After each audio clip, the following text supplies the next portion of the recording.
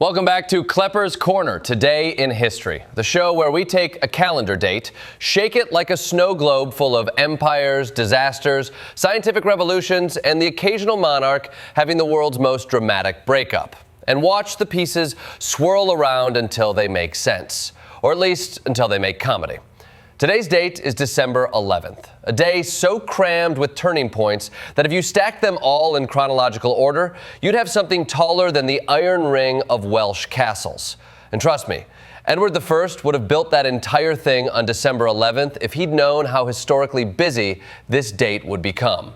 So let's dive into it, segment by segment, because today is a buffet of human triumph, tragedy, and quantum mechanics. That's right, we're talking Romans, Welsh princes, Magellan's hunger-driven bargaining, kings who throw their nation's legal system into the Thames for dramatic effect, and physicists who ruin certainty for everyone except astrologers. Segment 1, the last pagan standing. Julian the Apostate marches into Constantinople. December 11th, 361. Picture this. You're Julian, the nephew of Constantine the Great, last hope of paganism, professional philosopher, part-time emperor, full-time guy who secretly hates office parties where everyone keeps saying, "Praise be to Christ." You've been pretending to be Christian for survival. Basically, the ancient version of telling your boss you love the new workplace culture initiative. Then, after your cousin Constantius II conveniently dies, you stroll into Constantinople as the one true Augustus. You are the emperor. You are the moment. And your first move? Fire half the government. Because nothing says new management like a purge so strong it makes modern cabinet reshuffles look like casual spring cleaning. Julian opens temples, restarts animal sacrifices, and revives pagan cults like he's trying to bring back vinyl before it was cool. His tribunal of Chalcedon throws corrupt officials to the wolves, figuratively, but knowing the Roman Empire, probably also literally somewhere. The tragedy here? Julian dies 2 years later, leaving historians forever wondering what Europe would look like if pagan polytheism had enjoyed a comeback tour. Probably more incense and fewer basilicas. But hey, alternate history is above my pay grade. Segment 2, the last Prince of Wales. Llewellyn ap Griffith's final stand. December 11th, 1282.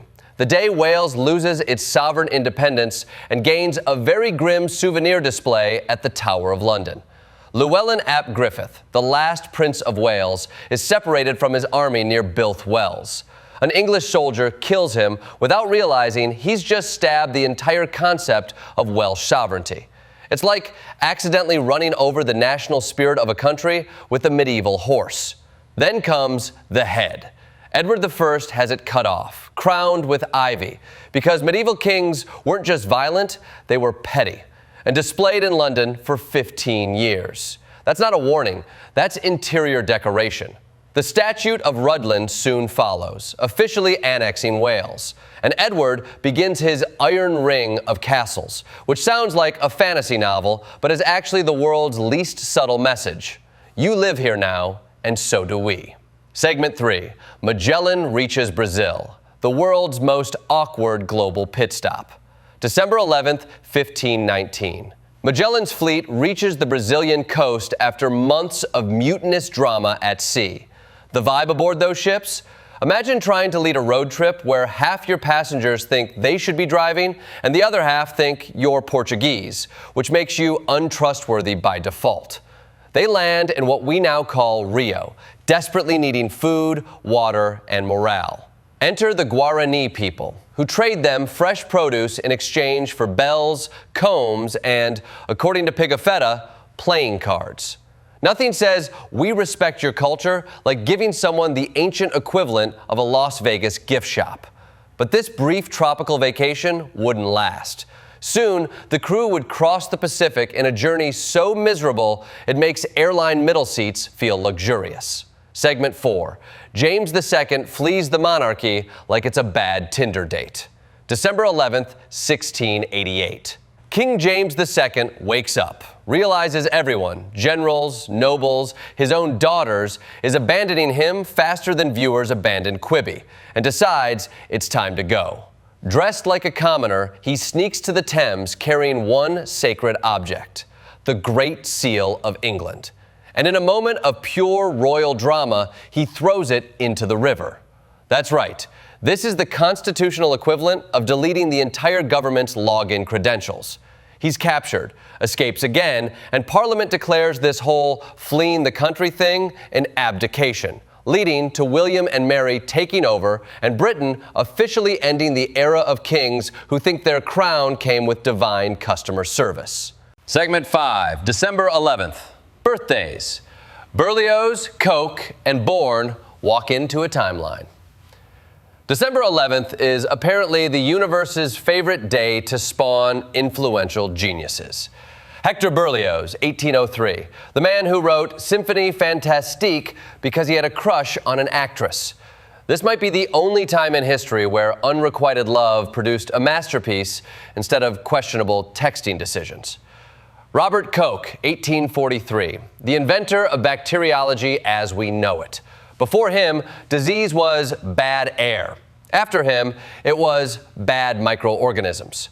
Koch is the reason doctors eventually stopped pointing at swamps and started washing their hands. Max Born, 1882, the physicist who told Einstein the universe works probabilistically. And Einstein replied, God does not play dice. Born, essentially, he does now. And that is the moment certainty died. Segment 6. Marconi preps the first transatlantic signal, a.k.a. the world's worst kite day. December 11th, 1901. Marconi is standing on Signal Hill, Newfoundland, in a freezing gale, trying to fly a kite that's supposed to hold an antenna. The first kite snaps and plummets into the Atlantic. Somewhere, a fish becomes the first aquatic creature to hear Morse code. The second kite finally holds, setting up the moment when, on the next day, Marconi would receive the faint S that proved radio waves could cross oceans. This was the birth of global communication, long before it was used mostly to argue on Twitter. Segment 7. Edward VIII abdicates. Love beats monarchy in the most British soap opera ever. December 11th, 1936. Edward VIII officially becomes the first modern king to abdicate the throne, all because he wanted to marry Wallis Simpson, a twice-divorced American woman who managed to scandalize the British establishment simply by existing. His farewell address includes the famous line about not being able to rule without the woman I love, which is either the most romantic thing a king ever said or the most dramatic way to quit your job. The monarchy breathes a sigh of relief because Edward's political judgment was wildly questionable, and George VI takes over, bringing centuries of stability, and eventually Elizabeth II. So really, thank December 11th for the crown. Segment 8. World War II goes global. Hitler declares war on the United States. December 11th, 1941. A day so historically dense, you need a strategic briefing just to handle it. Hitler, in one of history's greatest strategic blunders, declares war on the U.S. without being required to. Roosevelt responds like a man who's been waiting for this moment. Congress votes almost unanimously. Mussolini hops out a balcony to yell things. It's a geopolitical group project no one wanted and everyone was dragged into. Within hours, the war becomes a fully global conflict, and the U.S. begins its Europe First strategy. The entire fate of the 20th century pivots on this one chaotic diplomatic afternoon. Segment 9. UNICEF is born, El Mazote burns. The two faces of post-war humanity.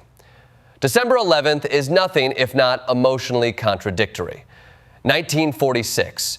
UNICEF is founded to help children suffering after World War II. It's a rare moment where the world collectively decides, hey, maybe we should do something good. 1981. El Salvador's U.S.-trained Atla-Cattle Battalion massacres nearly 1,000 civilians in El Mazote. It's one of the darkest stains of the Cold War. And for years, the U.S. denies it happened. because nothing says international partnership like gaslighting an entire hemisphere. December 11th contains both idealism and atrocity, which feels uncomfortably on brand for human history. Segment 10, Apollo 17, the last footprints on the moon, for now. December 11th, 1972. Apollo 17 touches down.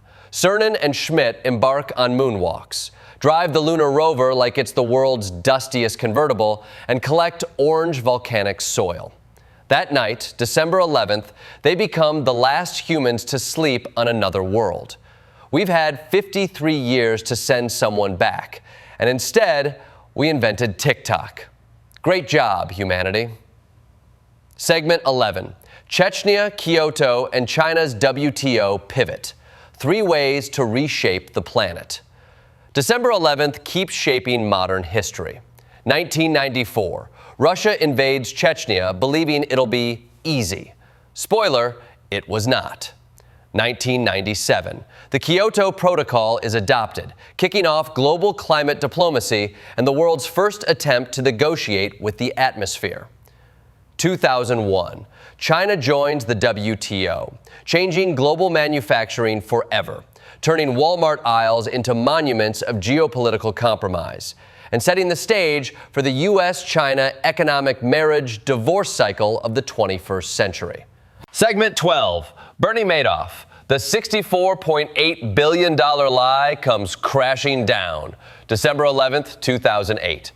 Agents ring Bernie Madoff's doorbell, and the world's largest Ponzi scheme collapses like a souffle baked in a washing machine. One day earlier, Madoff told his sons that it's all just one big lie, which is a bold statement coming from a man whose entire business model was basically the financial version of the checks in the mail. The fallout rewired financial regulation, ruined lives, and reminded the world why trust is hard and auditing is important. In conclusion, December 11th is a date that refuses to fit into any single narrative. It births states, kills kingdoms, starts wars, ends moon missions, crowns romantic composers, and exposes billion-dollar cons. It is a day of beginnings and endings, dissolutions and discoveries, triumphs and tragedies. A day where monarchs flee, emperors rise, rockets land, and physicists destroy determinism, while medieval kings decorate their fortresses with severed heads. History doesn't repeat, but on December 11th, it definitely tries to outdo itself.